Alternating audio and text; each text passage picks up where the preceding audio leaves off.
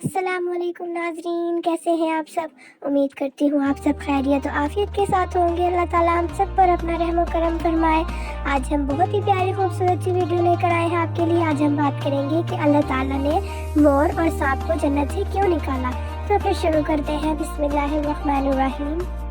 مور جتنا اب خوبصورت ہے، اس سے کہیں زیادہ جنت میں خوبصورت تھا۔ مور کی خوبصورتی پر سبھی پرندے فدا تھے، لیکن ان سب خوبیوں کے باوجود مور سے ایسی کون سی خطا ہو گئی تھی جس سے اللہ تبارک و تعالیٰ نے مور کو جنت سے نکال دیا۔ اللہ تبارک و تعالیٰ نے جب حضرت آدم علیہ السلام اور اماں حوا کو پیدا فرمایا، اس کے بعد ان کو جنت میں بھیج دیا۔ وہ دونوں جنت میں بہت ہی پرسکون رہتے تھے، بہت ہی لذیذ میوے پھل کھایا کرتے تھے، لیکن ایک اناج جس کو کھانے سے اللہ پاک نے انہیں منع فرمایا، وہ اناج گندم تھا، چونکہ شیطان حضرت آدم علیہ السلام کی وجہ سے ہی جنت سے نکالا جا چکا تھا۔ اسی وجہ سے شیطان کی حضرت آدم علیہ السلام سے دشمنی ہو گئی تھی۔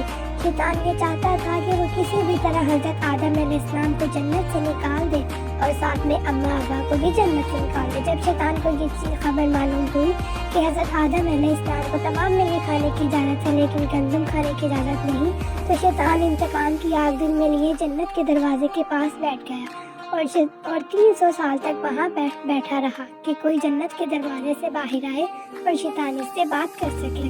ایک دن اچانک سے مور جنت سے باہر آ گیا۔ شیطان اس کو دیکھتے ہی بہت خوش ہو گیا۔ شیطان نے پوچھا، اے خوبصورت پرندے، تم کون ہو؟ مور بولا، میں مور ہوں، اب تم اپنا تعارف کراؤ۔ شیطان نے جواب دیا کہ میں عالم قریبہ کا ایک فرشتہ ہوں، میں اللہ پاک کی عبادت سے ایک پل بھی غافل نہیں ہوں۔ میں چاہتا ہوں کہ میں جنت میں جاؤں، وہاں کی نعمتوں کا اپنی آنکھوں سے مشاہدہ کروں۔ شیطان مور سے کہنے لگا کہ تم مجھے جنت کے اندر لے جاؤ، میں تمہیں 3 ایسی باتیں بتاؤں گا جس سے تمہیں ابدی زندگی حاصل ہو جائے گی، تمہیں بڑھاپا اور بیماری نہیں آئے گی، تم ہمیشہ جنت میں ہی رہو گے۔ شیطان کی یہ باتیں سن کر مور لالچ میں آ کر کہنے لگا کہ مجھ میں تو اتنی طاقت نہیں ہے کہ میں تمہیں جنت کے اندر لے جاؤں، لیکن ایک سانپ میرا دوست ہے، وہ شاید تمہاری مدد کر سکے۔ یہ کہہ کر مور سانپ کے پاس آیا، اس کو ساری بات بتائی۔ سانپ بھی شیطان کی باتوں سے بہت خوش ہو گیا، پھر شیطان کو اپنے منہ میں چھپا کے جنت میں داخل ہو گیا اور یوں شیطان اپنی چال میں کامیاب ہو گیا۔ جنت کے تمام نگہبانوں کو یہ بات معلوم تھی کہ شیطان یہ چال چل رہا ہے اور جنت میں داخل ہو چکا ہے۔ فرشتے شیطان کو جنت سے نکالنے لگے، تبھی اللہ پاک کا حکم ہوا کہ اس کو ابھی جنت میں رہنے دیا جائے۔ وہ فرشتے اللہ تبارک و تعالیٰ کے حکم سے رک گئے۔ شاید یہ حضرت آدم علیہ السلام کا امتحان تھا۔ شیطان حضرت آدم علیہ السلام کے پاس اور اماں حوا کے پاس آ کر اپنی محبت کا اظہار کرنے لگا۔ وہ دونوں ہی شیطان کو پہچان نہ سکے کیونکہ ماضی کے مقابلے میں شیطان کی شکل تبدیل ہو چکی تھی۔ شیطان کہنے لگا کہ میں چاہتا ہوں کہ آپ دونوں ہمیشہ جنت میں اسی طرح زندگی گزارے، ہمیشہ خوش رہیں۔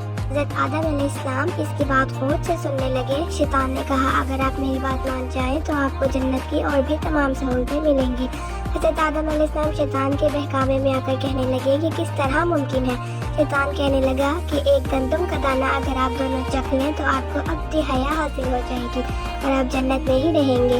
یہ بات سن کر حضرت آدم علیہ السلام کے دل میں رجحان پیدا ہوا، لیکن ان کے دل میں اللہ کی نافرمانی کا خوف غالب آ گیا، جبکہ اماں حوا شیطان کی باتوں میں آ گئی، جس پر اماں حوا نے حضرت آدم علیہ السلام کو راضی کر لیا۔ پھر اس کے بعد ان دونوں نے اس گندم کے دانے کو چکھ لیا۔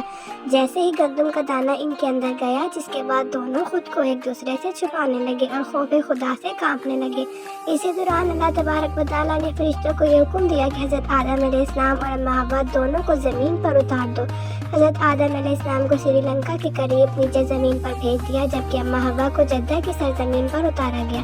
جن خوبصورت پیروں سے چل کر مور شیطان کو جنت کے اندر لے آیا تھا، وہی خوبصورت پاؤں اللہ پاک نے مور سے لے لیے۔ سانپ جو اپنے منہ میں شیطان کو چھپا کر لایا تھا، اس کے منہ کی خوبصورت خوشبو کو چھین کر اللہ پاک نے اس کے منہ میں زہر ڈال دیا۔ پھر مور کے ساتھ ساتھ سانپ کو بھی جنت سے نکال دیا گیا۔